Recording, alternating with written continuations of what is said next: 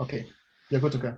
Yeah, good. So, this is a tutorial which the title is a little bit of a misnomer because when I started preparing it based on feedback from people I talked to, actually this is more like about internals of blockchain. And of course, we will look in more detail at permission blockchains. And the reason why permissioned ones are more relevant for databases, you will find out during the tutorial.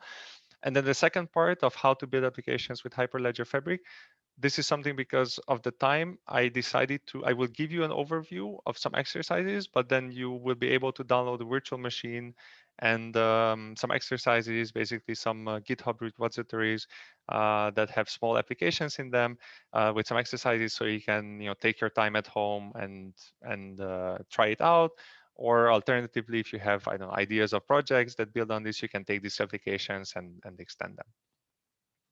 So just to give you an introduction of myself, I'm an associate professor at the ITU University in Copenhagen. I'm part of the Data Intensive Systems Lab. And my, let's say, relationship with blockchain comes from a postdoc I did at IBM a while ago, and then some projects that were going on understanding how hardware acceleration could be applied to permission blockchain. So I worked with FPGAs and things like distributed, like a consensus or networking acceleration, and as an emerging application, which of course is by its nature very much distributed, I was interested in understanding how things can fit in with permission blockchains. I will not actually talk about this, or I have not prepared slides, but if you're interested, we can also, I can give you a 5-minute overview of what the lessons learned were there. And then just to give you again the context of how I'm looking at this, I will not sell you cryptocurrency. I will not convince you to give me money for my initial coin offering. I'm really looking at blockchain as a curious database researcher. I'm not a big fan of like religious arguments or this kind of things that come about in blockchains. I'm really looking at it as a database researcher, trying to understand how the technologies that we so dearly like and understand, and perhaps even developed ourselves right in the database community, can apply to blockchain, or the other way around, how some of the ideas from blockchain can be used to make our systems more resilient to faults or more trustworthy. So here, I mean, I prepared like an online poll, but given that we have only a few people in the, actually let's do this because maybe people don't want to unmute themselves. So I have just prepared this poll. You can go to menti.com and use this code here. It's you don't need to log in or anything. This is you don't need a user. Just enter it in the browser and answer these 4 questions for me, please. So this is just to get a feeling for where you are with blockchain.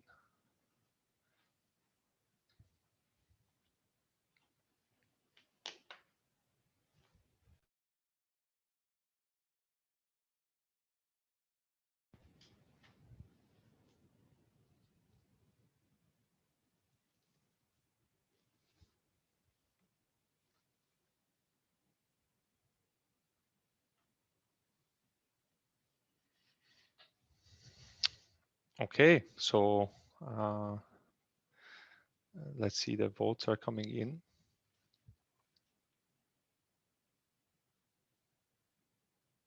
So it looks like it looks like most of the people have some idea of blockchains, but the the internals that we'll talk about that hopefully will be useful.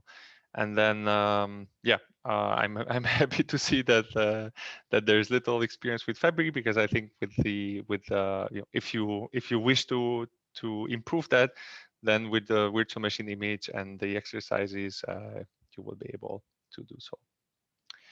So let me see, is anybody still voting? Probably not. Okay, so I think this is perfect. You're in good hands. So let's go on. Okay, so the first thing which I want to highlight is that when we talk about blockchain, we often think about Bitcoin, and it's I think it's super important to stress that that Bitcoin is not equal to blockchain. So if we want to give a definition, basically a blockchain would be a data structure, so distributed ledger combined with a consensus algorithm. And depending on how we choose or what flavor of these parts we choose, we can get different blockchains. Bitcoin is one specific, let's say, instantiation of a blockchain, but there is many other types, and this is what the tutorial will cover. So if we talk about the distributed ledger, perhaps this is something that some of you are already very familiar with, but just bear with me so that we go through the basics. You can think of this as an append-only log. So from databases, clearly we know this data structure, but you can think of it in like banks for money transfers, right? You can also think of it as a medical history where basically we are appending in order to a sequence of data entries. And the distributed aspect, so the ledger is basically the append-only log, and then the distributed aspect comes from the fact that it's designed from the get-go to be residing on several distributed nodes, which provide durability, high availability, and of course, the main use case for blockchains is to share data across organizations or across entities. We will see more detail on this later. So this is really, if we just look at the data structure at the core of any blockchain, it will be a distributed ledger. And the way, with the naming where the blocks come from is really rooted in how internally this ledger is structured so that it can provide some kind of verification for, for data correctness, so that the data has not been corrupted. And here, if you see in this example, what we have is typically data blocks which are linked together through fingerprints. So each block will have a fingerprint, and then the next block will reference this inside. So this way, if I have this chain of blocks starting from the end, I can basically verify. Excuse me, starting from the other end, I can verify that this chain is correct all the way. Right. So the point here would be that that this data structure doesn't allow modifications of previous blocks, because if I would change the data here, the cryptographic fingerprint of this block would also change, and then the next block would not, this linkage will break. So here again, I don't really know the exact background of people, so just to give like a cryptographic refresher. So the way these hashes are computed is basically through hash functions that the main property here is that once I hash a block or some piece of data, this is not reversible. So knowing just the hash value, of course, I cannot guess the data block itself, and it's collision resistant, which means that it's extremely difficult, so basically impossible to create a block which will have the same hash as an existing block. So this means that it's very hard, again, practically impossible to tamper with this data structure. The other very important part in any blockchain system, regardless whether it's a cryptocurrency or it looks more like a data management problem, is the use of public key cryptography operations. And again, this is just a refresher to make sure we're all on the same, we are on the same vocabulary. So what we can assume is that in all blockchains, every actor, every piece in the system has a public and a private key, perhaps several, and this is not to be confused with identity. So this basically, this just means that I have some key pairs that actors use. And then in some kind of blockchains, you also rely on a key authentication authority, which can match a key or a series of keys to an identity. But what this public key cryptography allows us to do, on the one hand, is to encrypt data, right? And this is done by taking a plain text message and then using, so if Bob wants to send Alice an encrypted message that only Alice can read, then Bob can use Alice's public key to encrypt it, and Alice can decrypt it with its private key. So this is, of course, something that perhaps you all have seen. But then you can also use public key cryptography to sign messages. This means that Alice can prove to to Bob or to anyone else that they have actually, this message, hello Bob, was sent by them. And how this is done is by taking, for instance, the hash of this message and encrypting it, so to say, with Alice's private key. Then anybody else can decrypt this message with Alice's public key, which is public knowledge, right? And can verify that the message indeed came from Alice. So this is something that, regardless of the type of the blockchain, signing and verifying is a very fundamental operation that nodes will do. Again, just to reiterate, the presence of private and public keys doesn't mean that nodes have identities. It just means that we know that that person who signed this message was had this private key in their disposal. We don't know, we don't necessarily know who this person is. We just know they own this private key. So this is something that we can talk about maybe at the end, about wallets and how, for instance, Bitcoin transfers are made. It is very intimately intertwined with this private and public key setup. Okay, so we see now that we can basically we can have a data structure that that forbids modifications and deletions, right? So we cannot really tamper with it. We can verify it very, let's say, in a simple manner by reading the blocks and then computing some hash and checking that things match up. Now the question is, how do we actually add to this data structure? So of course, if we think of if we take a step back and we don't think about databases anymore, but we think of a system where anybody and everybody can speak up, you could have nodes you could have actors in the system who would like to introduce garbage information into this ledger, right? So maybe it is in your interest to put some kind of logically wrong information into ledger. So writing to this data structure in an unchecked way so that anybody can just add to it is not realistic. So that's why every blockchain will use some form of consensus so to say, and I'm a little bit, I'm oversimplifying things, but so to say, to decide whose turn it is to add to the ledger.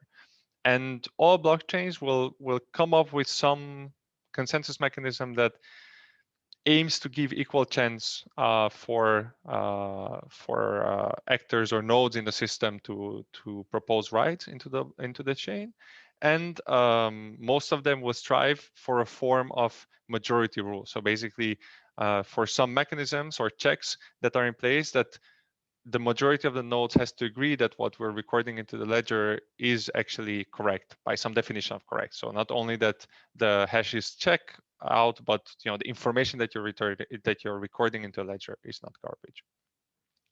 So also, if you have any questions, feel free to raise your hand or write in the chat or just stop me. Okay, so now we come to a little bit the taxonomy of blockchain. So depending on how we give access to this data structure and the consensus, we can have different types of blockchains. So depending on the access to the network, so overall, whether you can access if you can be part of a blockchain, we differentiate between public and private systems. So you can think of a public system where basically anybody has read access to the blockchain network. So apologies here, I use network maybe in it's an overloaded term. So I refer to the to the distributed ledger and basically the interfaces that are around it. So yeah, a public system is where, as I said, anybody by knowing where the ledger is, I can go and read the data. And the private system would be where a consortium or a third party will basically give access on a node per node basis or person per person basis to this data structure. And then depending on how the nodes participate in rights or participate in consensus, we can have permissionless systems. So this means that any participant can initiate a right to the ledger, right? This doesn't mean that this will necessarily go through and be recorded, but at least any participant could initiate a right. And then we have so-called permissioned systems, where only nodes who have been authenticated, given the right to write to the blockchain can do so. So if you look at the use cases, and of course this is in no way exhaustive, but I just want to give you some feeling, right, of the different combinations of this access rights. So in the permissionless public space, we have things like cryptocurrencies and censor-free publication, or putting art on the blockchain and then bidding for it, and putting your name tag next to it. So the point here is that by design, the systems want to allow anybody to access the system, and anybody should be able to propose transactions or propose rights to the ledger, whatever that means, whether that's a money transfer or whether that's a recording, that I bought an artwork from someone else. Now, if you look at the public permission space, these are systems like, you could have payment systems like Facebook's Libra, or you could even imagine Visa as something where we basically want to allow, to some extent, the general public to access this system. We don't want to put very strong checks on who can access the system, but in terms of making rights, we are more selective. So maybe perhaps notarization is the best example. Like within the European Union, there's works in trying to put, for instance, university degrees or on the blockchain, or the vaccine passports. I think that's another example of a public permissioned blockchain, where you can imagine that this is a publicly accessible system, and for instance, the cryptographic hash of the vaccination passports are uploaded by selected entities. So this would be governments or medical institutions. So that's the permission space. Of course, this doesn't mean that you're storing all the information on plaintext in the blockchain, but perhaps you store enough information in the blockchain that anybody can verify whether a piece of degree, certificate is valid or not. Then we have private permissioned blockchains, which you can think of as examples are supply chain management or shared databases across companies. So here, the information is not really targeted at the general public, right? Here we can be very selective of who actually has access to the blockchain, and then we are also very selective about who can modify data in the blockchain. And then the private permissionless space, that's something that I couldn't really come up with any use case where you are, yeah. So this is something which I think it's it's a gray box here, because it just doesn't necessarily make sense. From a database perspective, I think most of our use cases where we think of databases, we're in the private permission space. However, there is one fundamental difference between blockchains and databases, is that typically in databases, we assume that all nodes of a distributed system, of a distributed database, belong to the same organization or are under the same governance. Whereas with blockchains, there's a decentralization of trust. So basically, all nodes in the system might belong to a different company, different governance, managed by a different entity. Okay, any questions so far? Anything which, if not, then let's look a little bit at permissionless blockchains. So these are, Bitcoin is one example. These systems are geo-distributed by design. So the idea, as you remember, permissionless public blockchains are designed to be accessible by anyone and everyone. So this means that nodes will be all over the planet. And also the ecosystem, what I call here, is rich by design. So you would want, for instance, multiple clients to exist, right? You want your mobile phone or your laptop or server to be able to connect to this network if you wish so. So if you look at, for instance, Ethereum's distribution of clients, so the Ethereum ecosystem where nodes are running, you can see that there's one, let's say, dominant implementation, but there's many other types of implementations that talk across each other and keep the blockchain going. So with permissionless blockchains, the problem is that we have a little bit of a trouble with consensus, because the way we think about it traditionally doesn't necessarily hold. So imagine if we say that we need to reach 51% majority decisions on what to add to the blockchain, but it's not entirely clear, first of all, who are participants, right? So if you think of churn, it's extremely high. We can have, depending on when people have their smartphones turned on, or their laptops or workstations turned on, we can have more or less active participants, and there's no really way of knowing who are these. And then it's also unclear how you can actually differentiate between the participants. So is IP address a reasonable way of doing so? Probably not. As you probably have heard, this notion of a Sybil attack is basically the danger that you have a malicious actor who creates a large number of fake identities, of fake participants in the network, and by simply flooding, getting up, for instance, a very large number of IP addresses for nodes, can gain an advantage, basically having more than the half of the active nodes voting. So this can mean that if I just would go with majority in such a public permissionless blockchain, it would be very easy to subvert. So as a solution, different types of ideas come up, and I think proof of work is one that perhaps was one of the first practical solutions. Well, one of the first solutions that works, and it was proposed in the seminal Nakamoto paper. So if we want to look at proof of work as a very high level explanation of what this does or how this consensus works, basically it goes in 4 steps. So first, anybody who wants to add some information, some transactions to the blockchain will set out to solve a cryptographic puzzle. The first one who solves this puzzle, so of course the puzzle looks a little bit different for everyone, right? So depending on what you want to add to the blockchain, your puzzle will be yours.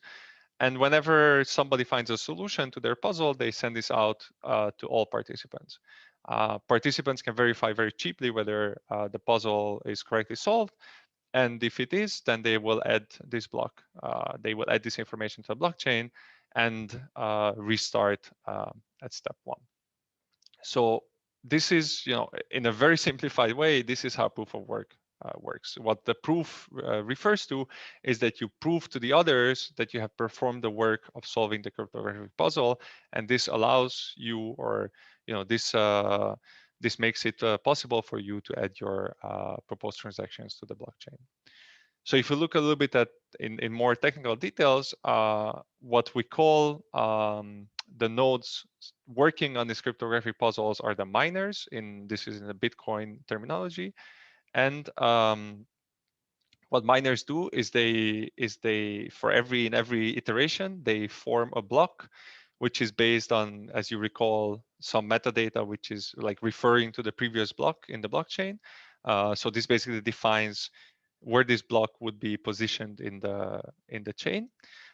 It will have transactions proposed through the miner. So you can imagine that if I want to make a transfer, I can ask a miner to put my transaction in their block, and then they will have a randomness there that this will actually be used for the puzzle. So the puzzle itself is finding a random number for this block, of like a random like a random salt that leads to a hash of the block that has some property. And the property here for Bitcoin is that it has some number of leading zeros. So you can imagine that the miner, what it will do, it will hash the block, right, with the different information in it. And it can change this randomness here at the bottom. And as it changes the randomness, it will have different hashes coming out for this block. And it will have to repeat this until it finds, for instance, 4 leading zeros in the hash value. So this is by, if you look at the probability, if you require, for instance, 1 leading 0 bit, then you will have to do on average 2 tries, right, to get one. And as you increase the difficulty, as you increase this n, you will have to repeat this hashing more and more times. Now you can see here that the verification of a block is actually, the cost is linear in the size of the block. And if the system has a constant size blocks, then basically this becomes a constant cost operation. You can just take a block, compute its hash, and if the if you get this number of zeros, then it has been verified, and you can treat it as correct. The way this works is that the miner, of course, will include some information here in the metadata, which, for instance, will claim, like if this is Bitcoin, each block will have some inherent value in it, and in the metadata, the miner will claim this value, right? So the way this works is that you prepare all this information and then start hashing with random numbers here until you find a good hash. You send it out to the others, they verify it, and then you all know that this block is correct. Now, the problem with proof of work is that it's actually, as you can imagine, it does some extra work, right? It does this repeated hashing. So to take a small, just a small break, I want to ask you again to vote on a question. So if you go to Menti, which I'm just curious to see, what's your feeling for how much more expensive is a Bitcoin transaction when you compare it with a Visa or a MasterCard transaction. So let me actually just hide the results while people are voting. So I'm really just interested in the order of magnitude. So just, I'm curious what what people's feelings are. So is this organized as a poll? Yeah, sorry. So for the ones who joined a little bit later, so if you go to this menti.com website, so you it's just through the Zoom link. Okay, yeah. great. I can. Yeah, it's there's no user. You don't need to create a user or anything. It's just a web interface. So one quick question: how can the nodes agree on the n leading zeros? Because I think n can change over time, right? Right. So that's something that there's different ways. So for instance, in Bitcoin, the system is designed like the core of Bitcoin defines how n is chosen. So basically, it will try to find basically detects if this cryptographic puzzle becomes too easy to solve. So for instance, a transaction is proposed too often, then it will increase the difficulty. And once it is, the average time to add to the blockchain reduces, then it will reduce the difficulty. So each node may come up with like a different value of n's, right, in a round.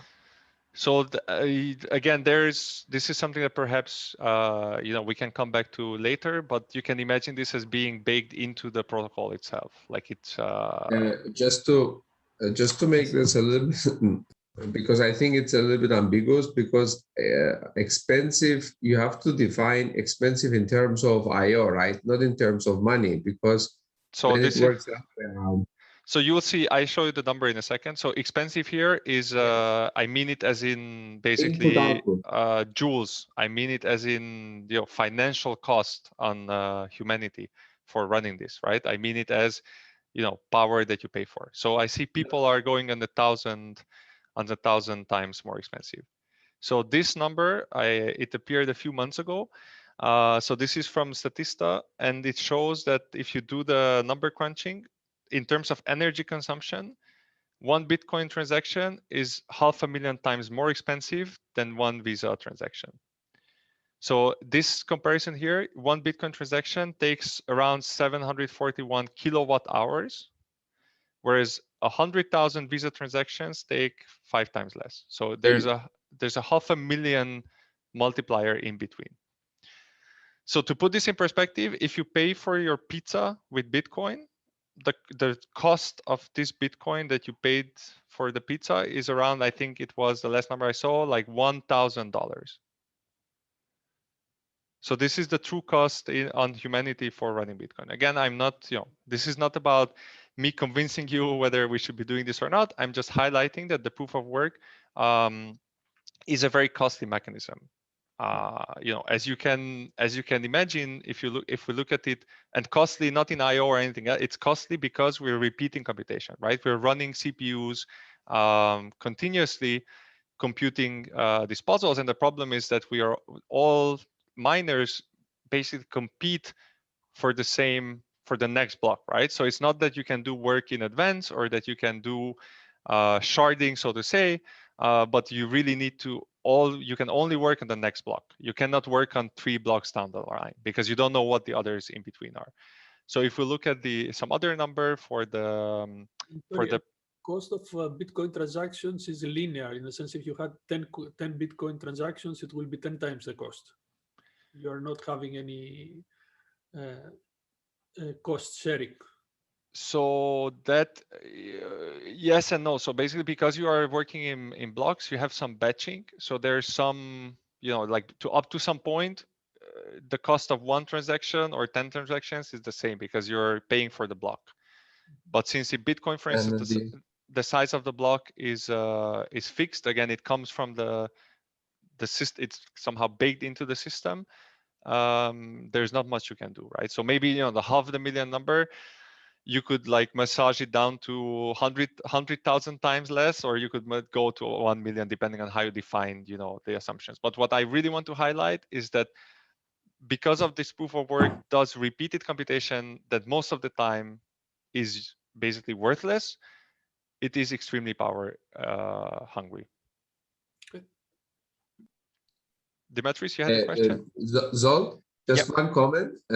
So this is also proportional to the size of the proof of work. Obviously, relates also to the size of the blockchain. Bitcoin is relatively, let's say, smaller blockchain than what these blockchains can become in the future, right? If you have a 100,000 node blockchain, it will be much more. The power will grow even more. Right. But so my comment earlier in respect to the question was that when you say transaction, somebody can also think about the banking transaction, because these bitcoins and the pseudo currencies, they basically claim that the banking transaction, not the database transaction, is different, right? It's cheaper to do it with Bitcoin payments rather than. Yeah. So this is something where, of course, this comparison is with credit card. So this is Visa. So this is not banking transaction. Yes. So because Visa takes some of the overhead. You're right. But I think, again, if you think of it fundamentally, and this is maybe, we shouldn't get sidetracked too much on Bitcoin here, but fundamentally speaking, the argument cannot hold, because you're, as you said, if you have more nodes in the network, your power consumption goes up linearly with the number of nodes, right? If everybody is mining. So there's no way in which this can be more efficient than running, a regular consensus across a handful of banking servers. Just one thing to comment about is, in the real world, the proof of work is carried out by humans, right? And here in this blockchains, the proof of work is carried out by the system in a very inefficient way, as you say, because there's a lot of repetition. Yeah.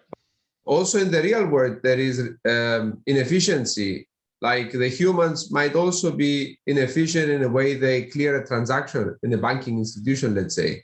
So, but just to generalize this and have a better picture of. So I think so that is true, but I think what we're we shouldn't be comparing Bitcoin to banking transactions, because if you recall the taxonomy from the beginning, banking doesn't sit in the same box in terms of, so banking would be still a permissioned system by definition. Like you can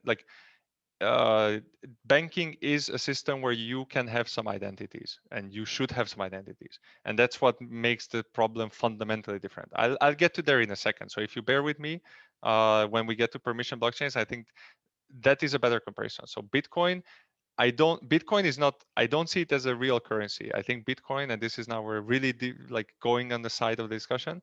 Bitcoin is basically some kind of speculative tool. It's not, this is not, if you look at payment, in many ways, it doesn't fulfill the goals that were set out. But let's, let's focus on the technicalities now, and then maybe we can have a discussion at the end. So if you look at proof of work, one other problem, which from I'm not saying this is fundamentally bad or good. I'm just saying for a database person, what makes proof of work problematic is that there's no transaction finality. So what the blockchain does, it will always take the longest branch. So you can imagine that because to add the block, I need to reference the previous one, right? I could have two blocks which reference the previous one, and this could, I can verify the blockchain either going to here or either going like this. This is both of them are valid. So what happens is in most systems, by virtue of let's say tuning the system, people have agreed, or the system agrees, that it takes the longest branch as the true, as the true fork. The others are considered as basically dead lines, and they are not, the real state is in the longest branch. Now the problem is that you can never reach transaction finality as a database person would think of it. So it is only probabilistic, because at any point you could have this, you could discover that there's another branch which is longer than the you are on. So this sounds like a conspiracy theory, but imagine if somebody forked the Bitcoin blockchain 2 years ago and has been secretly building an alternative reality, and at some point we release that it has a fork which is 5 blocks longer than the current one. This will result in everybody having to throw away all the 2 years worth of transactions they had on the blockchain and switching over to this new reality. This is a fundamental property. If you go, this is a probabilistic data structure in that sense that you cannot have true transaction finality.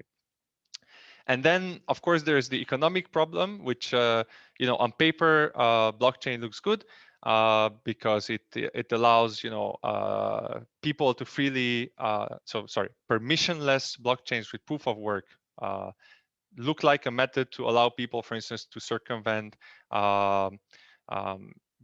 censorship and be able to put anything on the blockchain. However, in reality, mining has become such a business and so expensive that the people who transactions proposed by users are at the mercy of the miners. So if a miner doesn't want to accept your transaction and not include it in the block, your transaction might never make it into a blockchain. Of course, the reasoning is that there's an economic incentive to miners to do so, but that is tricky, right? So there is also assumptions like mounting a 51% attack is very expensive, so it will never happen. Miners will not collude, so on and so forth. If you look at the reality of, for instance, Bitcoin, most of the mining power is in 4 to 5 pools. So pools are basically groups of people who work together, basically parallelize this puzzle solving so that they can be the first to solve the puzzle. If one of the miners finds gets the reward, they share it with the others in the pool. And now, if you look at this graph, the problem is that the top 4 miners might be in the same country and might be under the same jurisdiction of a government. Now, if this is a government which is, for instance, not very nice with its people and might impose, let's say, things forcefully, you could imagine that this supposedly public system, which gives everybody an equal chance, actually can censor transactions. So again, I might sound like I'm talking against Bitcoin. I'm really not trying to make a statement here on that. I'm just showing you that this is all, all these arguments are more in economics and game theory than about technical challenges. Okay, so just before we go for the break, another way of doing consensus in the public permissionless space is by embracing the fact that this is an economic problem, or game theory problem, and switching over from proof of work to proof of stake. So proof of stake, the idea is that those players in a blockchain in the system who own a large amount of the cryptocurrency or assets in the blockchain will want this system to be stable and well functioning. So basically, the nodes in the proof of stake system will propose and validate blocks. Proposal is similar to mining. Of course, there's no cryptographic puzzle to solve. So this is more like I just bring a block and I say, okay, let's put this on the blockchain. And you collect fees from everybody who wants to put a transaction inside your block. And then validation is really what makes the blocks, let's say, trusted or accepted on the blockchain, where people who have put up their money, so to say, to stake, right? They will validate the blocks. And once a threshold count of validations has been reached on the block, we consider it trusted or correct. So in some systems, this could be 100 or 200 nodes that people use for validation. The staking notion is that if you are caught validating a malicious block, you will use your stake that you put up. So you will basically be punished for doing funny business. Now, here there's different, like again in proof of stake, there's many different alternatives of how to actually choose who can propose. So some systems in the earlier iterations of proof of stake or early ideas had a setup where you could basically, anybody who staked could propose things to be added to the blockchain. Nowadays, probably the more acceptable form is delegated proof of stake, where basically you have where nodes delegate their trust, delegate their stake to some larger, let's say, larger players, and then these run the consensus. As you can see, this is much more efficient than proof of work because there's no repeated cryptographic puzzles to be solved. But it also is a very different operational model. It is all based on economic incentives. Even so, proof of stake will not give you finality either. You can at any point discover that a block that has been endorsed was actually endorsed, or was verified in a malicious way, and we have to remove it from the system. Okay, so to wrap this up, before we go into the permission space, permissionless blockchains typically are used, or are only used in the public domain, where you have almost no onboarding process. They provide pseudonymity, but not privacy. So if you think again of Bitcoins, I said you have you don't have identities, so you don't know who key pairs belong to, but the data itself is public. So if I can somehow correlate transactions across each other and trace them back to some information that it ties them to an individual, I can actually de-anonymize these operations. From a database researcher perspective, I think what happens is the way we think about latency. So again, this is now very much geared as a a systems person or a database person thinking about these things. Because there's no transaction finality, latency is a different discussion. So suddenly perhaps the latency of a single operation or single transaction added to the block or whatever that is less relevant than the mechanisms we use to decide what we consider first as the longest chain. Also, because the systems are by design, are designed or run and operated in widely geo-distributed settings and across a wide range of devices with different software running on them, often the throughput of these things will be limited by the bandwidth available across the nodes.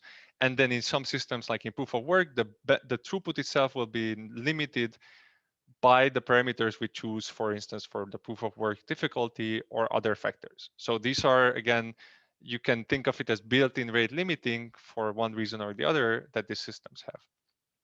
So the biggest use case is things like cryptocurrencies or fully virtual assets with examples of Bitcoin, Ethereum, or Tezos.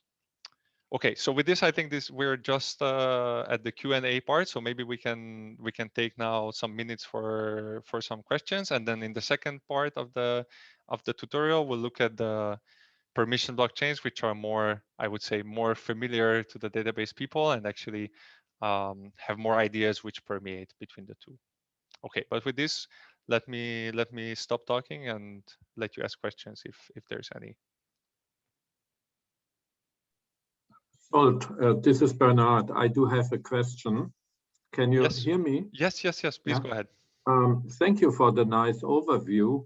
The technical question is, what is the rate of block building currently for permissionless blockchain? And I came a few minutes late. What will be shown in the rest of your tutorial? Yeah. So Yeah, so, go ahead. So the rate of the block building, of course, depends on the, as I said, depends on the specific system and the parameters. But you can think of, this is in seconds, if not minutes. So as I said, for various reasons, either that the system has to do a lot of, let's say, repetitive work to get these blocks built, or there's a economic or game theory reasoning that actually allowing these blocks to be added too quick will not be beneficial for safety of the network, or because in proof of stake you need, let's say, 100 something validations to accumulate before you can treat the block as being added. You can see that here the rate at which you add to the system it will be in large multiples of the actual cost of producing this block, right? So you will have the actual rate of adding to the system will be decoupled from the like underlying cost of producing a block. It's in, as I said, seconds, if not minutes.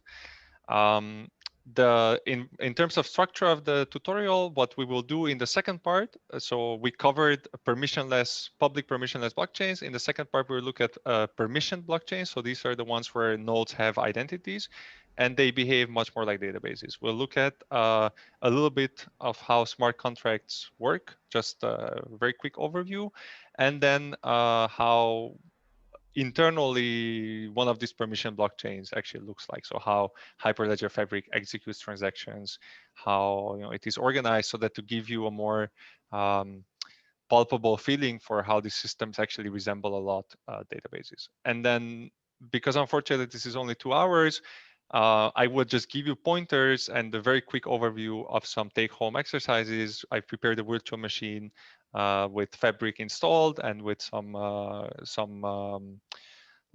toy applications already built for you that you can take and do some exercises on. So that would be the second part. Thank you. I have some very basic questions. Yeah. Do the blocks for a particular application somehow have a fixed schema and size, or is the size varying, and can the schema vary? So this is, again, I would say this is more convention than anything else. So the blocks themselves, depending on the type of blockchain, can have a very strict schema. Like in Bitcoin, basically every transaction inside the block will be a UTXO, so an unspent transaction output transaction, which has a very specific format, and they will be like that. You could also design a blockchain where you have arbitrary blob information in the transactions, right? So there's no fundamental thing stopping you from doing one or the other. Typically, it will be more on the well-defined schema format. Again, not for technical reasons necessarily, but for convention. Size is something that in the permissionless space is a delicate. There's a delicate balance, because you need to do so. The way these systems disseminate the blocks is through gossip. So there's no central. As you see in the system, like a blockchain doesn't actually have, there's no centralized point. So in order as a node to, for instance, get the blocks, you will have to somehow find other nodes which are, let's say, advertising themselves, right? And then pull the blocks from them. So there's gossip, like peer-to-peer transactions here, peer-to-peer operations. And for this reason, the blocks tend to be larger, so that you have less metadata, you have less housekeeping when you're doing this gossip, right? It's easier to deal with 4 megabyte pieces of information than with the 2 kilobyte piece of information in an internet setting. So in the permissionless space, blocks are typically large. Also, if you think of proof of work, it's an expensive operation, the cryptographic puzzle, and you want to amortize the cost as much as possible. So you want to have larger blocks so that you can stuff more things in, right? And because the hashing itself is not the hashing which gets much more expensive if the block is a bit larger. It's a linear cost. The problem is you have to repeat it many times, right? So does a block contain a single transaction or a set of transactions? It contains a set of transactions. again, by convention, in the permission space, and we can talk about this if you want. Actually, there's a fundamental question whether there's a value in batching more transactions in a block or not.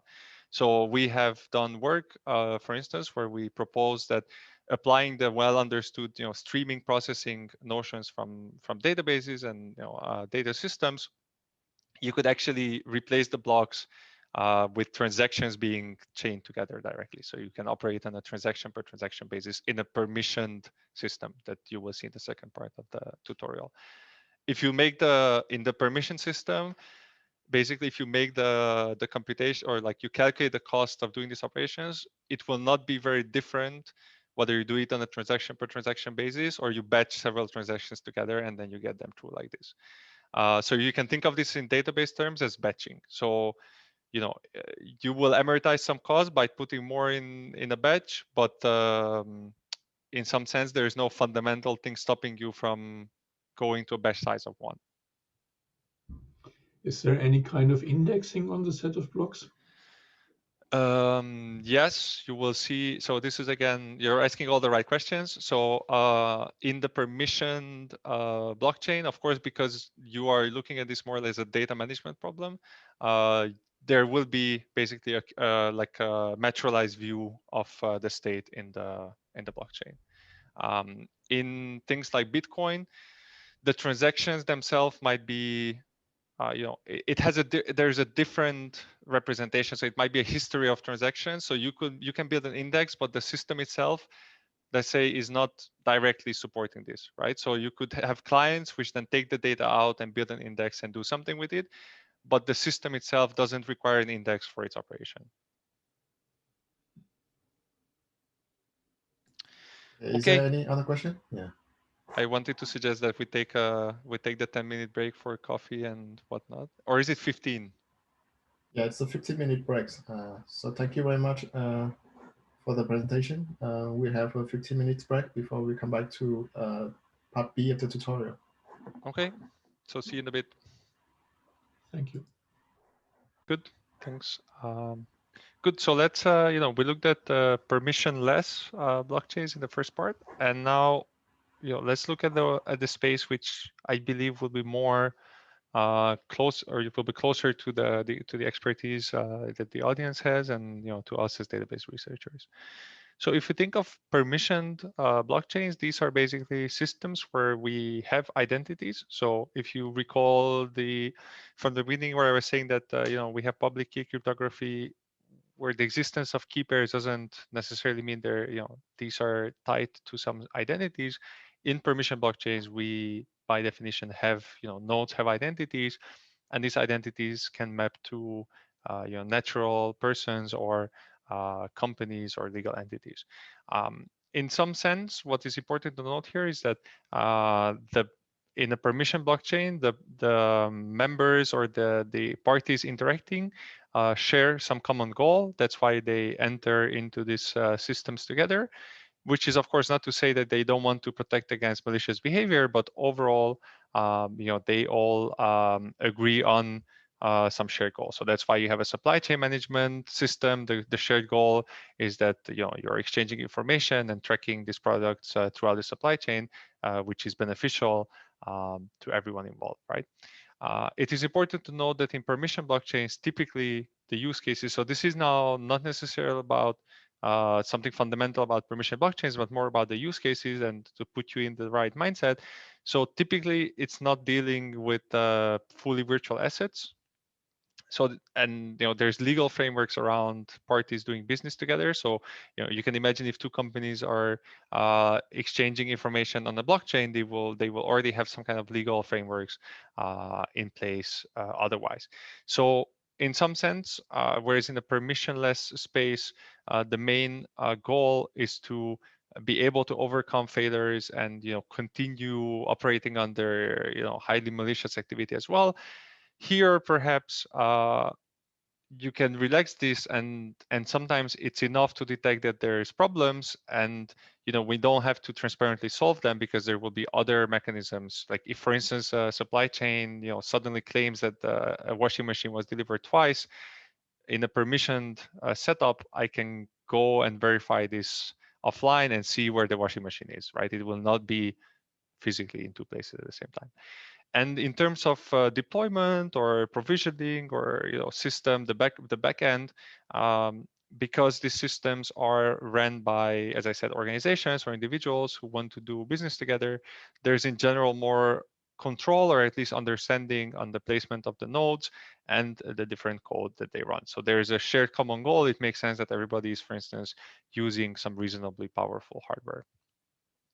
Now, if we look at the permission space, because we have identities and we know who the participants of the consensus are, we can basically rely on traditional consensus algorithms.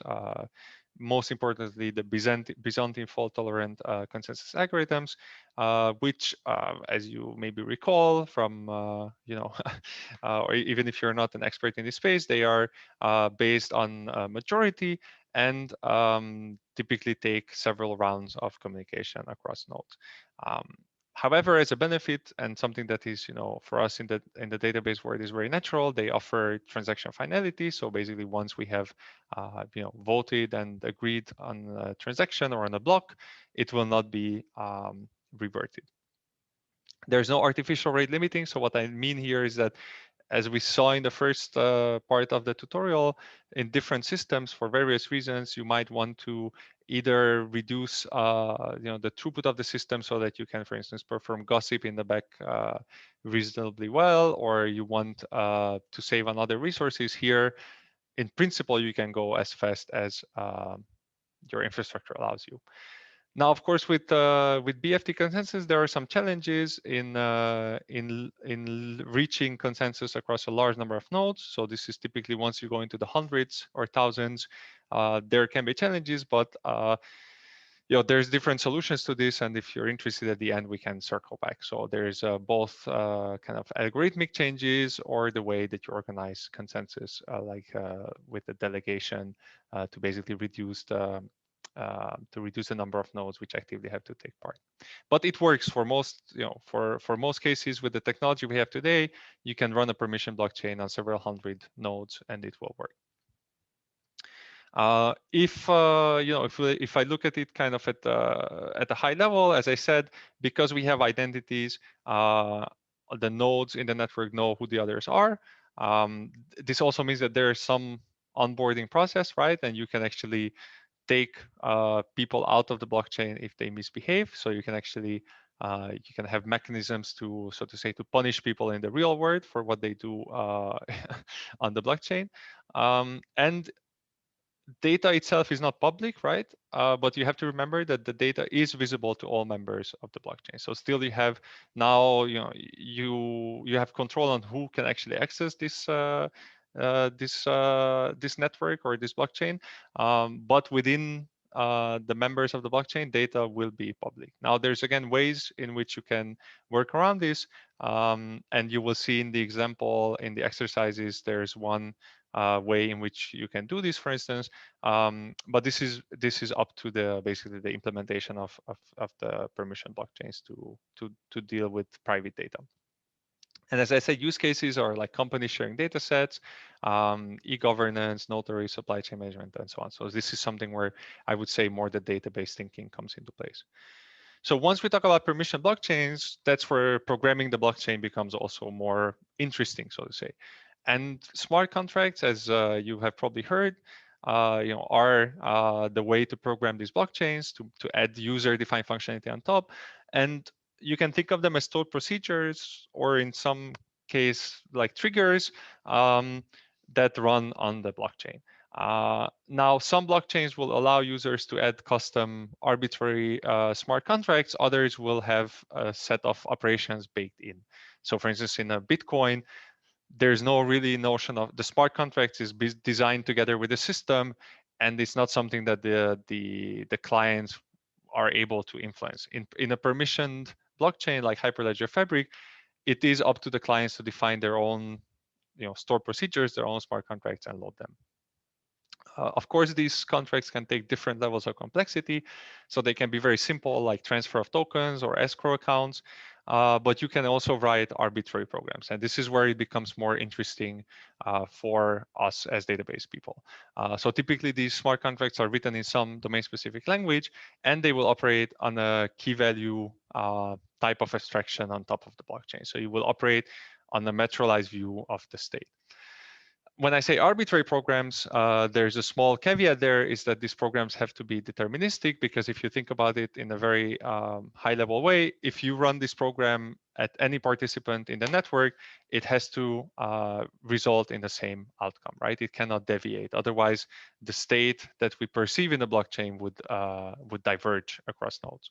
So that's why typically these programs are written in DSLs, domain-specific languages, which remove the sources of undeterminism that otherwise would be present in a general purpose programming language. And smart contracts, you can think of them, as I said, as either baked into the system, like hard-coded into the actual source code of the blockchain, or you could store them as well on the ledger. And you can say, if you think of a store procedure, you could say invoke a transaction which is to be found on block number 10 at position whatever 3 inside this block. There's a piece of code, and run it for me. There's, if you can store them on the ledger, this of course gives more programmability. So in permission blockchains, typically this is the case. You can add your own smart contracts. Interestingly, even in the permissionless space, for instance, with Tezos, the system allows so-called updates or programmability of the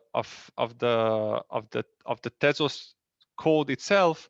By agreeing running consensus, you can update, so to say, the system as it goes. So smart contracts are not limited to permissioned blockchain. They are also in permissionless, and the way they, the more or less flexibility is also exists in both places.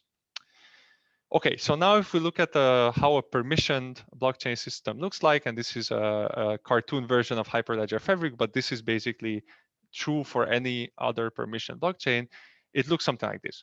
So we have logical roles, and again, these logical roles might actually be co-located on the same physical machine. So there's you have some client who will invoke a smart contract, and these smart contracts will be executed on executor nodes. These executor nodes will submit transactions for ordering. So ordering is basically to find a global total order of the transactions, or to create the blocks, right, in the blockchain, which is done by the consensus nodes. And once these are assembled, these blocks are sent back to the executor nodes, which then can use these to update their state and whatnot. As you can see, there's also an external kind of cloud here, which is a trusted party or consortium of the nodes themselves, which are used to authenticate and configure onboard newly joined nodes, or to remove ones which are faulty or misbehaving. As you can see, there is, in these systems, typically you would think of the nodes involved in consensus in the order of tens, and then the nodes which are executing smart contracts in the order of hundreds. Again, these numbers might differ, and there could be larger or smaller systems, but this is just to give you a feeling for the size that most of these systems in practice are being considered. Inside the executor nodes, you can have two types of execution models. And this is where things get actually very similar to databases. So we can have something like active replication, where the idea is that a client submits transactions to be executed. So think of transactions as I said, like stored procedure invocations. And these transactions are submitted. They are being ordered into a block, or just globally total ordered. And then they are executed at every single executor node in order. And the changes are committed to the local ledger. So this is like, in the database term, you can think of this as active replication, where every single node will execute the same operations in the same order. Now here, one of the drawbacks is that the complexity of the smart contract that you wrote will determine the execution rate, because even though you could, in principle, parallelize some of these executions, you have to be careful, as I said, not to introduce undeterminism. And this typically means that they are executing serial. So if your smart contract would, for instance, do some very, very complicated operations, then every other smart contract behind it, so to say, waiting to be executed, will be delayed. So this is the order execute model is used, for instance, in Ethereum, which can be also used as a permission system, and you know, it uses this approach. Hyperledger Fabric, which is a permission blockchain designed for more enterprise you know, use cases, adopts something which looks more like passive replication in databases, where a subset of the peers will basically execute the transactions. They execute the client transactions. They will generate a list of, you can think of them as read-write operations that these transactions perform on the data. If all these, you know, all the nodes that endorse this transaction have the same read-write set, then this transaction is considered correct or orderable. It will be assigned an order in the log, and then in the validation step, the read-write sets will be applied onto the ledger. So this is, you know, if you think of passive replication here, basically I'm only executing the smart contract, really executing it on a subset of the nodes, and then all other nodes record the outcome of these transactions in the ledger. So what happens here is that this kind of model decouples the cost of updating the ledger and doing consensus from the cost of running the smart contracts. So here I can run a wide range of applications, even those which are more expensive to do, because the cost I'm incurring on all the nodes is only that of recording the read-write sets in the ledger. So if you think of here, you know, if you think of something like a banking example, where two banks, that you have a consortium of 10 banks, and two of them want to do some kind of shared computation, right, with a smart contract. In the order execute model, everybody has to execute that smart contract, even if the transaction doesn't really is of interest to them. In the execute order validate model, you can pick a subset of the nodes. So for instance, those who are actually involved with the computation, and then use the other ones to simply validate the resulting read-write set that it's compatible with the state of the ledger. And this is really where the main drawback of the execute order validate approach comes, is that because the execution between executing a transaction, so simulating a transaction and recording its outcome into the ledger, you have several steps, right? Several distributed steps being performed. What you work on is a materialized view of the ledger at the time of simulation. By the time you're trying to commit a transaction, this actually might change. I'll show that in a slide in a second. So the state DB, as you know, there was a question previously in the previous part, is you can think of it as an index or materialized view on the data, where if I have a series of operations in the blockchain, I can update this key value store with basically the keys that are in use and their most up-to-date value. So I can, even though I have this long list of blocks being added and updated, I can see, you know, its most up-to-date overview in the state DB. So this is typically in Hyperledger Fabric and other systems, a separate key value store that runs on top of the blockchain inside the nodes. Maybe this is something that we don't have the time to go into, but there's a lot of interesting discussions on whether to use, for instance, persistence, or whether use like a full-blown key value store here, which can also make its checkpoints and persist itself to make recovery cheaper, so that you don't need to go back and reconstruct the state whenever there's a fault. Other systems might actually, prefer to have a very thin in-memory key value store type of representation, and then whenever there's faults and nodes have to restart, they read the blockchain from the beginning. So if we look inside an execute order validate node, and this is, I think, what really, as I said, resembles more what we think of in databases. What you have is kind of two different paths for blocks or transactions to come in. So one is the request to simulate and endorse a transaction, which happens, in parallel to other things, and it relies on the state DB. And then you have, once blocks have been ordered, you are doing some validation. So it actually verified that, signatures are correct and the data itself, everything checks out. and then these changes are recording into the ledger. And as I mentioned, the problem is that in Fabric and similar execute order validate systems, you are endorsing smart contracts on this materialized view, but then it will take, perhaps hundreds of milliseconds until you get the ordering done and you record the results of these transactions in the ledger. So you can imagine if you have something like a read, modify, write pattern, then you can have transactions that fail because by the time they are recorded in the ledger state itself has changed, and this read-write set will not match, will not be compatible with the state of the ledger. So what most systems do is basically retry transactions. So this is not possible. I just want to highlight in the order execute model, the transactions are first ordered and then everybody executes them in the same order. So you can have a transaction, you can have, there's no way in which a transaction can fail due to another transaction changing the data before them. So what happens, of course, in Fabric and in other similar systems, you can get around some of these problems of stale data by adopting a suitable programming model or change the way these read-write sets are expressed. So if you can, for instance, instead of saying a equals 1, if you use increment a by 1, then of course that's an operation that can be applied even if the underlying ledger changed, right?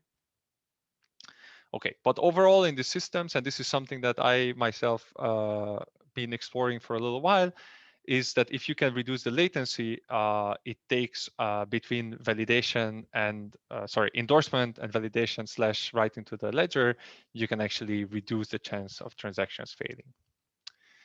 Okay, so to recap this space, what I think is important to remember from permission blockchains is that here all nodes have identities, and data is, data is still public within the members of the blockchain. So it's not public to the general public, but anything that you record in this blockchain will be readable by any current or future members. So you have to be careful. There's methods of, for instance, encrypting data or picking ways in which you can, make this partially private. In many ways, I think a permission blockchain does resemble a distributed database, and many of the ideas that we are, that we have in databases about how the system should run apply, and many of the optimizations could apply. And in terms of execution model, I just want to highlight here that going the execute order validate way, even though it has some of these drawbacks of potentially stale data, it allows a more flexible way of supporting powerful smart contracts and keeping some kind of privacy within these blockchains.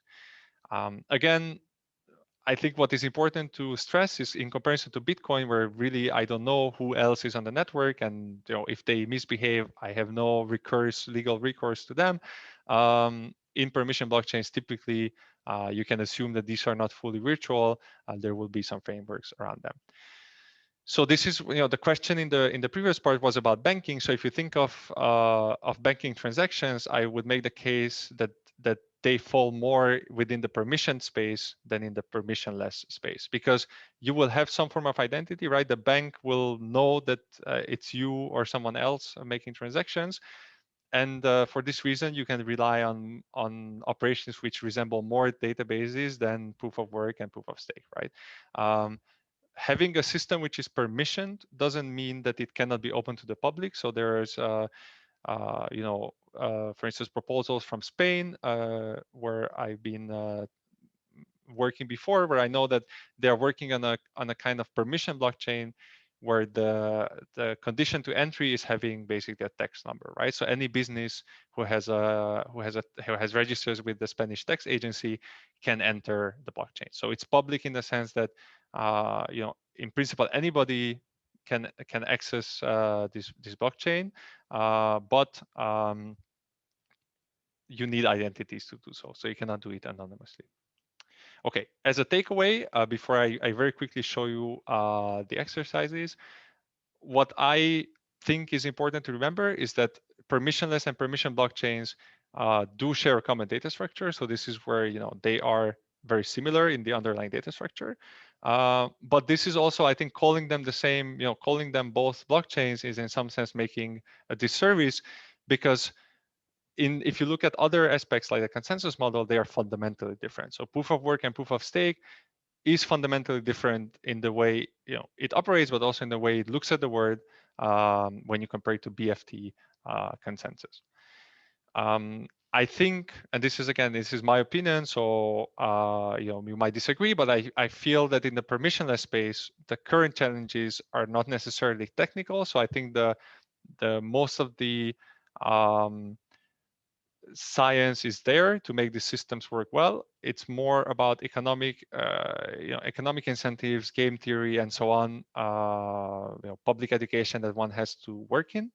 Whereas on the permission side, I think indeed we are facing many data management problems and processing challenges. Like one example is if you think of multiple banks entering into shared computation. How do you unify schemas across banks? How do you connect this blockchain system to existing databases in the banks in a way that reduces overhead and impedance mismatch between what's going on in the blockchain and in the database? So if you want to perform analytics on some of these things, how do I efficiently take data out and run it through analytics and perhaps even feed the results back into the transaction? So you can see that these kind of questions feel a lot more about database know-how and a lot less about economic incentives. And then I think what is important for performance tuning is to consider that whereas the permissionless systems typically would be designed to run in a widely geo-distributed setting with low bandwidth between machines, if we look in the permission ones, in many use cases, we have much more controlled environments. So this is not to say that you couldn't run it in a geo-distributed setting. You could absolutely do it. But in many use cases, if all the parties reside within the same country, it perhaps doesn't make sense to assume geo-distribution beyond the confines of that country. So this actually opens up optimizations for dealing with faster networks or more powerful machines, because they might be all sitting in the same cloud or in a few cloud providers connected with high bandwidth links.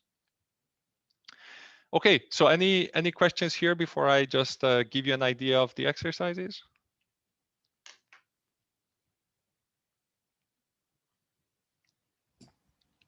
If not, then I'll just quickly do this so that you have an idea for.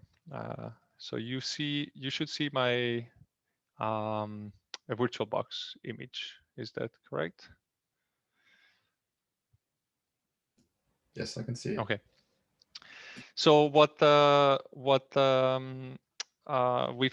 I've set up for you is basically a virtual machine image that you can download, and it has two applications in it. And these applications, so one of them, actually, maybe I have some slides. Maybe we should go like that. So these applications, one is a supply chain management example, which resembles more the private permissioned setup, and then Gain Sierra is something based on tokens, which is more like a public permissions application. And through these exercises, which of course we don't have the time to cover here, but you can do it at your own pace at home, you will see how the smart contracts are defined, how you can put an interface on it, how things look like. But as just to give you an idea of the supply chain management use case, what we wanted to set up is the following question. You might have some farmers producing produce and then shipping it to your local grocery store in a very climate conscious way, with very little CO2 emissions.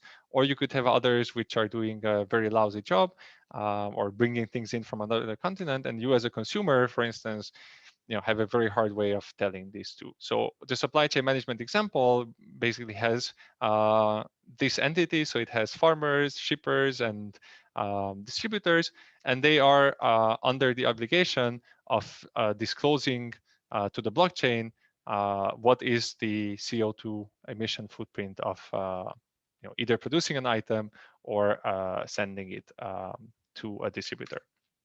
And then we have something like, you can think of it as a trusted entity, which is the evaluator. For instance, it's a government agency, then looks at the blockchain and based on the history of an item, gives an item an evaluation and then records this evaluation on the blockchain. So you can think of this as now the consumer can basically in the supermarket, scan the produce. I'm making this up, but like you can scan the produce and then you can get this evaluation from the blockchain.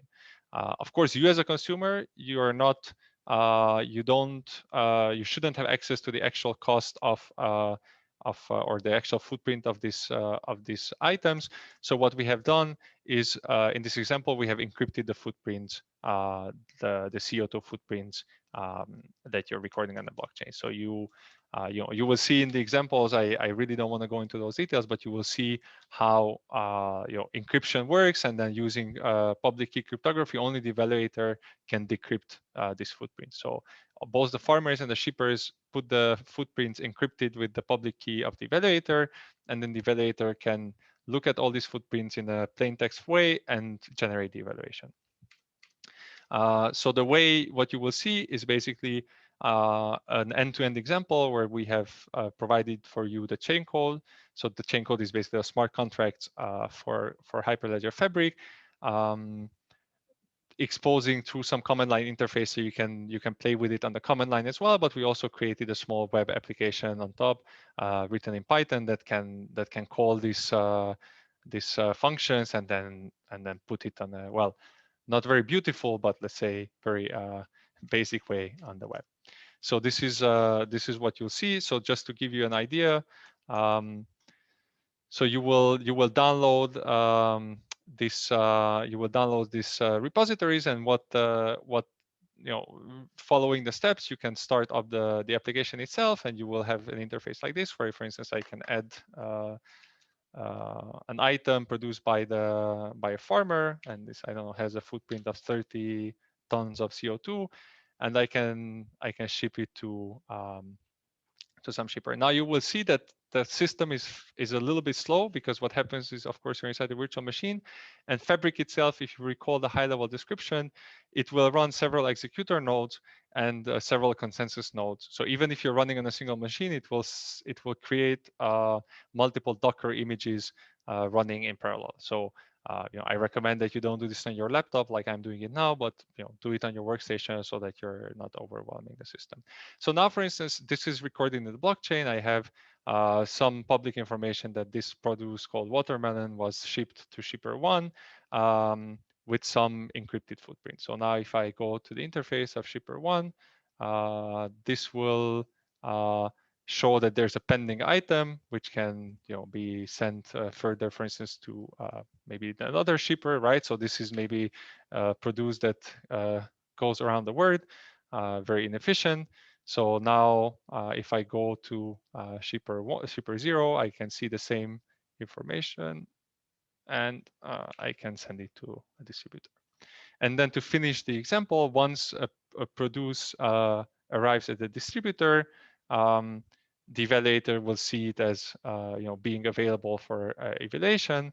And this is kind of the trusted step, where inside the evaluator will use its private key to decrypt all the steps of this watermelon and make a verdict. Now, in this case, it will be not very good. It will be bad for the environment, so the consumer can see that this is negatively evaluated.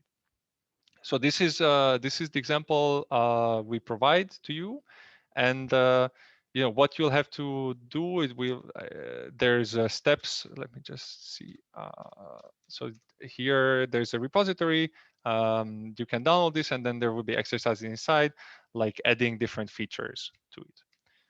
What I want to highlight is to make the connection with the smart contracts that I explained before with Hyperledger Fabric. So basically, the state of the word, or the state of the blockchain, is in Hyperledger Fabric represented as a key value pairs, and the values can of course be it's a nested data structure, so you can basically put anything you want in these values.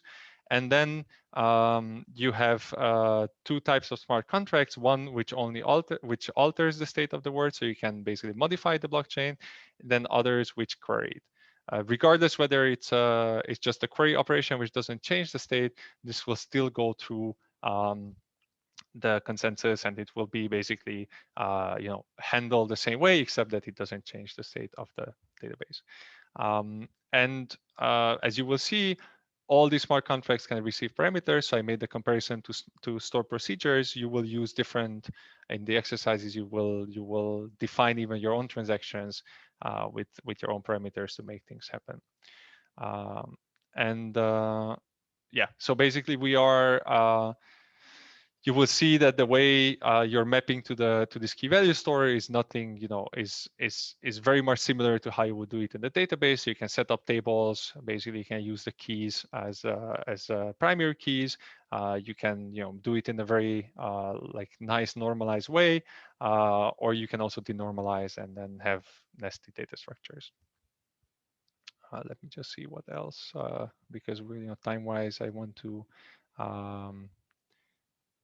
Make sure we have time for questions. Okay, so this will be one example that you will do, and you will see there's guided steps. And these slides are all on my webpage. Please take a look.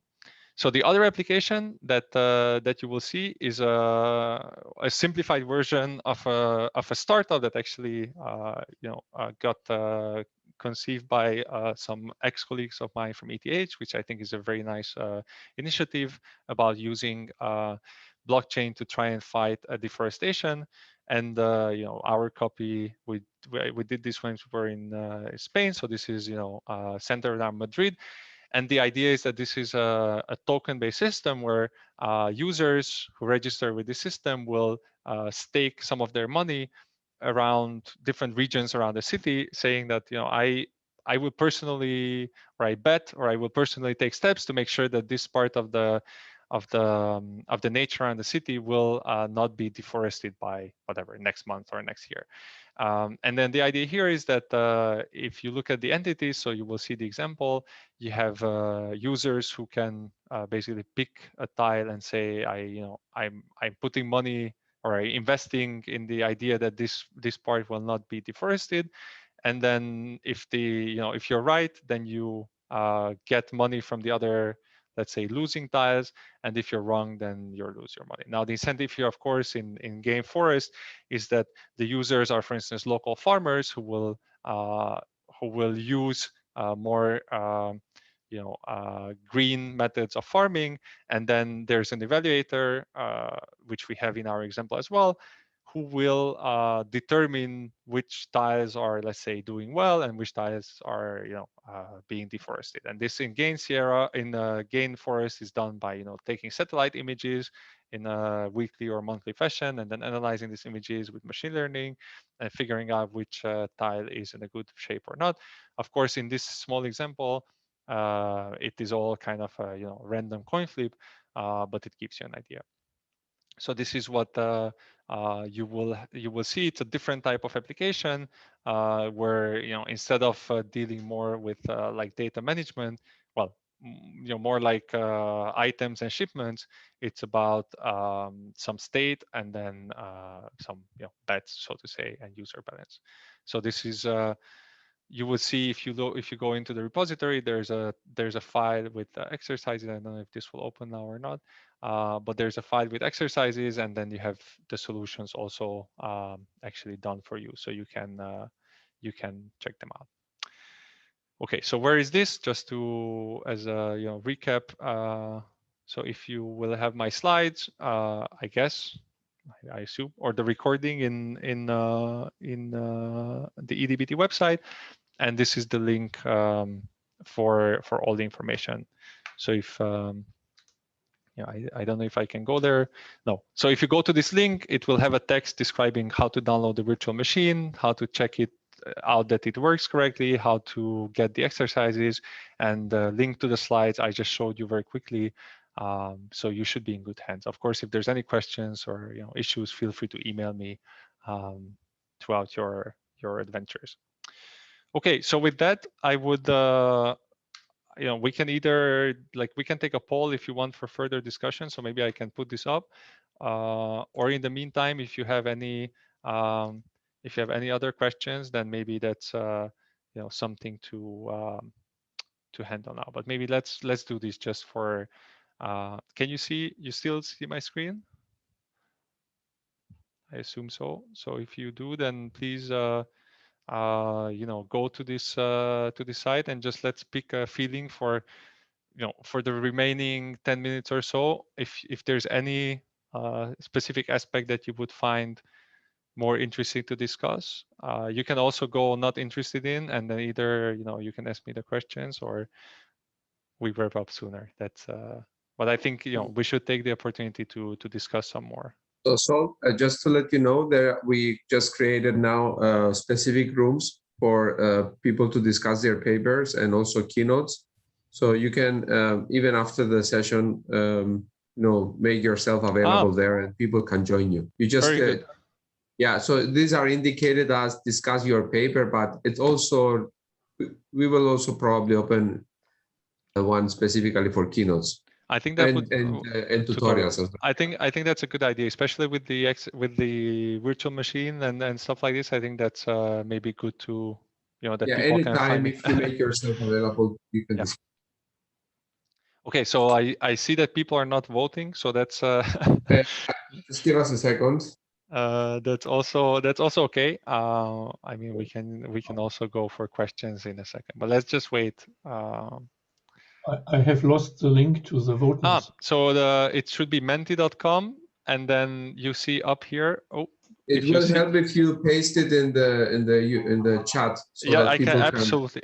Let me let me do that. Just a second. So I just posted in the chat the instructions. Okay.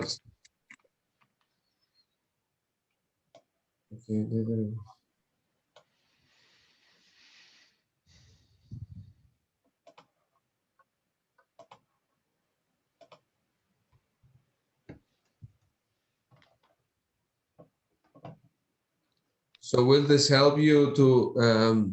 So this is basically for me, it gives me a second so I can breathe. And we can pick maybe the last, the last quick topic we discussed before we wrap up for questions. Okay. So okay, this is like the outcome is very varied. So I think so one topic, as I said, is between understanding how data is being represented in the blockchain and how this can have like repercussions on how you process it. And then I see the other is the proof of star consensus, which seems that people are interested in. So let me quickly just let me go start with this, and then we can talk for a second about UTXO. So in terms of we talked about proof of stake and proof of work. There's also other ways in which you can basically enforce that that there's no CBL attacks happening. So if you recall, for instance, in a system like Bitcoin, the main idea is that we want to give everybody an equal chance to speak, but we don't want to let bad guys to be able to create a lot of fake identities so that they can get a disproportionately larger chance of speaking.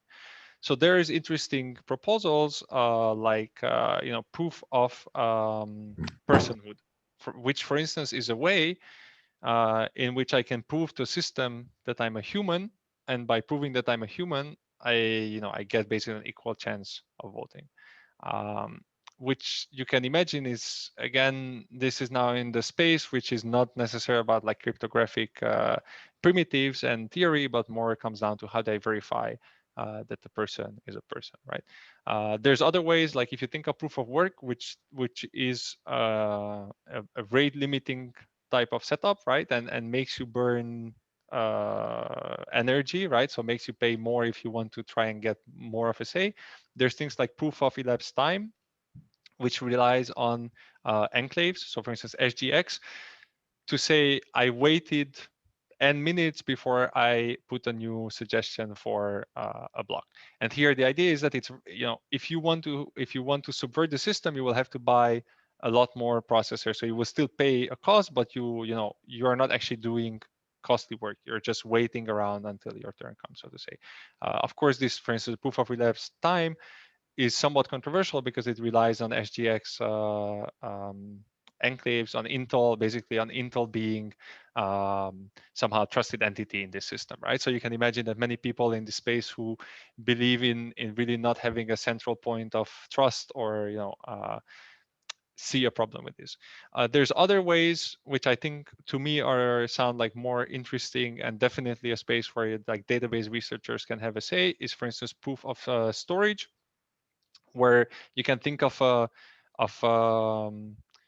basically proving, like, we are sharing, I can prove to everybody else that I take my fair share of storing some information related to the blockchain, and then through this I get my let's say my ticket to vote, right? So then the cost of me creating fake identities is that I need to have more capacity to store data, because I need to store more. So it's still costly for a malicious actor to try and mount a 51% attack, but for humanity or for the members, it's somehow more useful, because you're actually storing data, you're doing something useful for the system. In the proof of storage, or like proof of storage, this is coupled with zero knowledge proofs. So basically the point is that you want to show to people that you have stored data without actually disclosing what this data is.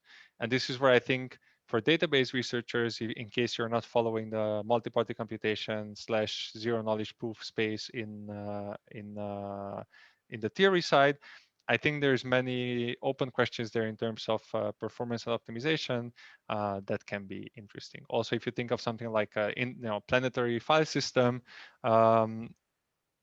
again, there's many ideas which I think the database people understand very well and could be useful in that space.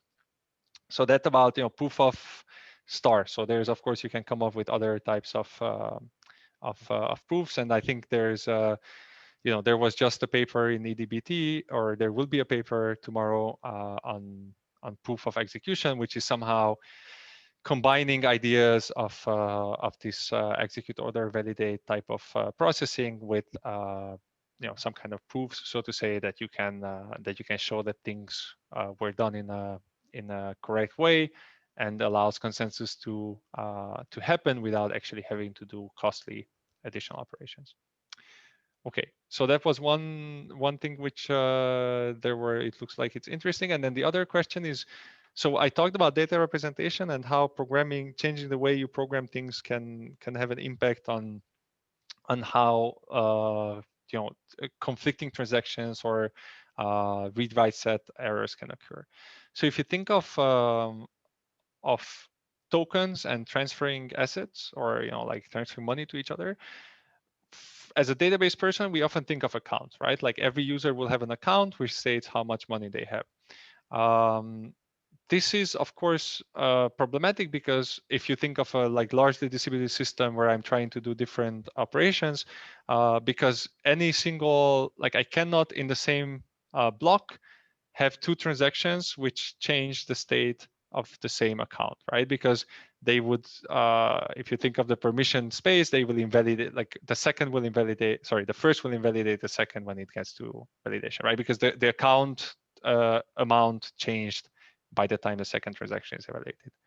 So UTXO is the unspent transaction output that Bitcoin introduced. And the idea is that you think of not accounts, but you think of bills. So instead of saying how much money I have in my account, I track on the blockchain where each individual bill is. So, and to pay you money, or if I want to send money to someone, I basically take a bill I have, and then I cut it into two. I create now two half bills, and I send half of this bill to the person I'm paying, and I keep, for instance, the other half. So how this is done is by using public key cryptography. Basically, I own a bill if I own the money if I own the private key with which it was signed, and then I can pay to someone by basically cutting my my virtual bill, and then signing that half that I send to someone with their public key. So basically, this means that now we know that the person or the entity who owns the private key for that piece of token will be able to spend it again. So you can think of now it's very easy to make transactions because you don't have to know anything about the state of a user or the state of the other users. You can basically by having a single token you can make the payment. But now, for instance, reconstructing how much money you have in a specific account or how much money a specific user has becomes a costly operation, right? So it will be actually you have to read all the state in the blockchain to figure out. And this is what, in principle, this gives you anonymity because you can think of there's nothing linking a person to the private keys, right? If I have this private key, if I don't tell anyone that I own these private keys, you don't know it's me. However, as you can imagine, whenever Bitcoin or other cryptocurrencies interface with the real world, you can work your way back, right? If I can somehow figure out that some value left the system and I can link it to a human person, then I can work my way back and basically correlate which transactions happened at the same time. So as it actually happens, most of the Bitcoin transactions can be traced to this kind of accounts, which so we don't know who the account holder is, but we know that there's very likely a single entity who has been making payments. Does that make sense at a high level? Like maybe this is the point for me to stop and then open up for questions on anything that I spoke so far about. I do not understand what you mean by cutting the bill in half. Yeah, so you can duplicating the bill. Yeah, so let me see if I can maybe. So what you can think of is basically I can have something which says I have one token and there's a signature attached to this.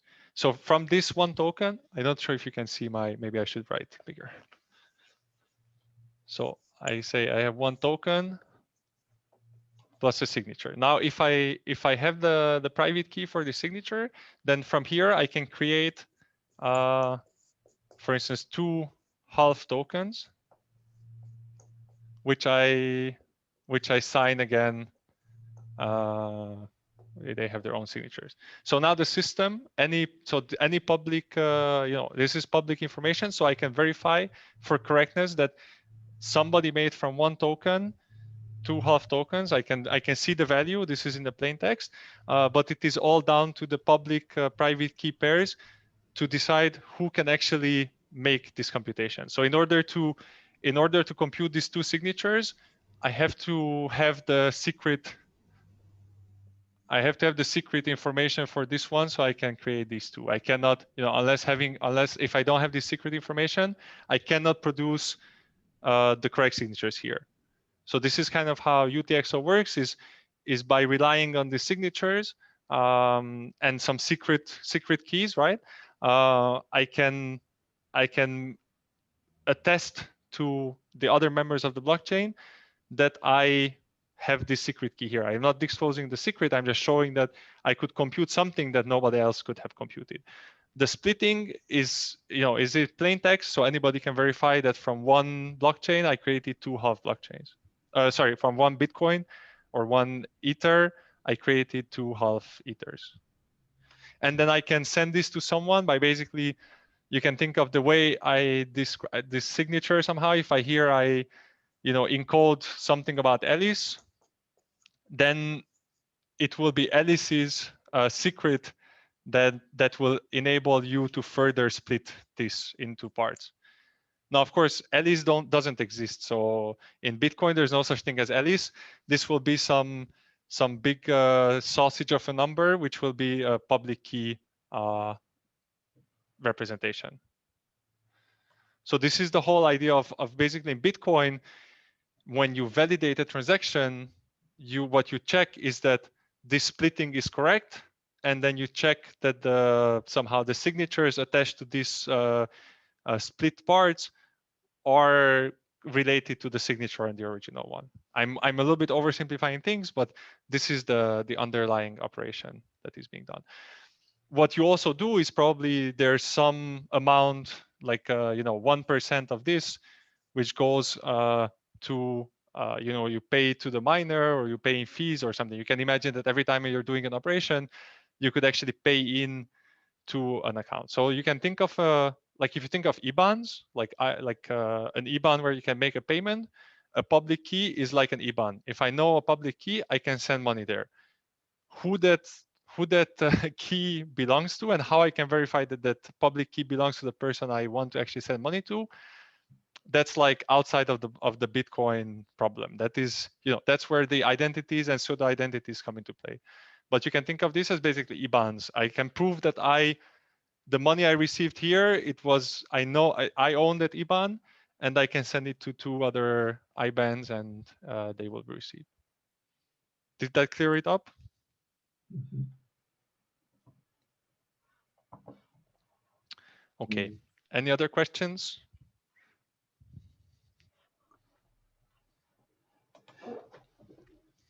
Yeah, I was wondering, in the first part, you had the forking of the chain. Yep. I was wondering how this can happen, and whether it is possible to add another branch to a node quite a while in the past, whether the whole thing is a tree, or how the end of the valid blockchain is found, and this kind of questions. Yeah. So this is a very good question. The answer is that this is all. Let me just find the slide so I can maybe draw on it. So when you have this this chain, as I said, by convention, I will hear in gossip, I will hear of different blocks. Like people will tell me, here's a block and this is where it fits. Now, I, as a member of the network, I will basically pick the blocks where I see that, okay, these fit together, so I can go and verify them like this, right? I can start from the oldest one and go to the newest one, and then every time you tell me this is block m+1, where this block is IDN, then I can check whether this connection is correct or not. Now, I could also get a block, as you said, which is not m+1, which is not the last one, but I could get a block at, if this is t, I could get it at t+1. And I could actually receive 2, if I receive 2 blocks at t+1, both of them can be correct in the sense that both of them, if I hash this block, then the hash is inside. I can see that number, encoded in this block here and here, and the block itself contains correct transactions, and its hash matches the expectation. So I can have 2 valid blocks. So this is basically a tree. So it's a cycle. There's no, you cannot have cycles, but this can branch in any way. Now, by convention, I say that I pick the reality. I only work on the longest subchain. So I work on the one which has, assume there's no blocks here. So if this is longer than this subchain is longer than the other, my economic incentive is to try and add here. Because if I'm trying to propose a block here, this will never become the reality, right? So it's wasted work to try and add here. Now, if you think of the operation, like if I'm at now, I pause time and now I'm at block n. So this is my current. Everybody agrees that this is the last block. No forking has taken place. When you do the mining, basically what mining means is I propose here a bunch of blocks. I have tens or thousands of blocks here, and we all working in parallel on our cryptographic puzzles.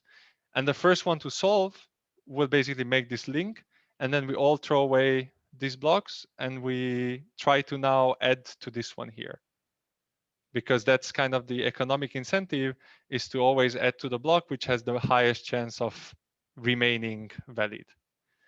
So, you know, if you think of a double spending attack, what they call in blockchain can be that I say, I spend the token twice. So what does that mean? I, for instance, send you money. I send you money in this block here in the red. Let me here I send some money, and you give me the pizza for it or whatever it is. But then I maliciously create a fork, which now will become the new reality, which is here. And this new reality, I have not sent you money, right? Because this disappears. The state here is discarded. So this is a double spending attack where I could again pay you one more token here and get a second pizza. And from your, from your perspective, I spend my money twice. And this is something that is a problem. So you probably don't want to accept this payment only after you had like 5 or 6 blocks already in the chain ahead of it, right? So on top of it, because at that point you are certain that, okay, well, you're not certain, but you are confident that no one will try to fork it back here. But from the data structure perspective, you could do this anywhere. So if you imagine like a partition problem, a network partition, this actually can happen, right? Imagine that for whatever reason, Europe and Asia get in a network partition. Then you could have Europe working on this side of the blockchain and Asia working on this side of the blockchain. And then when the partition resolves, I will start receive messages, gossip messages from Asia, and I will figure out that actually this part here is longer than my chain, and I have to discard everything that we worked on here. So that's why, of course, in practice, these things, as I said, even in Bitcoin, I think the underlying economic incentive for everyone is not to try to do this, because the things that you can lose are disproportionately larger than the benefits you can get. But that is not to say that people couldn't try, or that doesn't mean that the system is safe. It's just that so far nothing terrible has happened. But it's a probabilistic data structure in that sense, that, or probabilistic finality, so that you never quite know.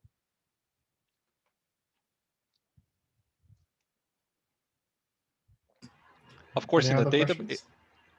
Sorry. Sorry, go ahead.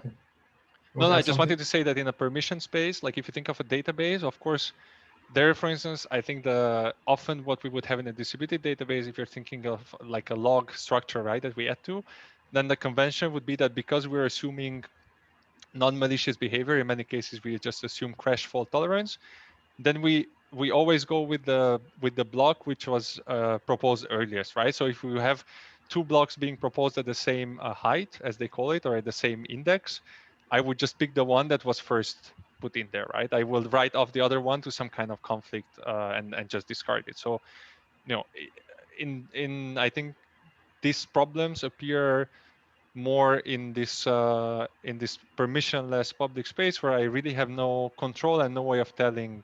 There is no ground truth in the end, right? It's all probability. Okay. Yeah, maybe a question from me is, what is the pros and cons of using permission blockchain for example, in companies? What is the benefit and like disadvantage of it? So I think, okay, beside the trust, right? Yeah, so I think if you're thinking of within a single company, so all the nodes, all the parts of the blockchain are under the same organization, conceptually speaking, there's really no need to use a blockchain, because what the blockchain protects against, or what it does, it distributes trust. So if you are basically running within the same organization, perhaps a distributed database would be just as good to you. Now, there's a small asterisk to that, in that there's some models, like failure models, where for Byzantine faults, where you say, even though we're inside the same organization, we care about not only crash faults, but maybe some nodes being hacked or doing malicious things. Then you might be safer with blockchain, simply because they have adopted BFT from the beginning, right? So I think most of the databases we know and use don't adopt the BFT consensus, right? So you know, 2 or 3 phase commit is CFT, is crash fault tolerant. So it doesn't really help with actively malicious nodes, right? So I guess the point is that you could use permission blockchains, but I wouldn't say because it's the best choice, but simply maybe it brings some technologies, you know, it somehow this exists in the blockchain space and doesn't exist in the database space. But I think for the use case that you're describing, I'm really just inviting every database researcher to just add, you know, BFT. Let's bring BFT to the, you know, make it practical and like good open source implementations that we can run like distributed databases with BFT BFT assumptions underneath, and then you don't need all this machinery of a permission blockchain if you're inside the same organization. Okay. Okay, thank you very much. So I think we can end the tutorial now. If you Yeah, want to ask question. I'll please feel free to email me with any questions, or I'll try to be online a little bit on this on the Q&A part of the website. I still have to find it, but yeah, I'm happy to follow up with anyone on any topic related to this. Thank you. Bye-bye. Okay, yeah, thank you very much. Bye-bye. Bye-bye.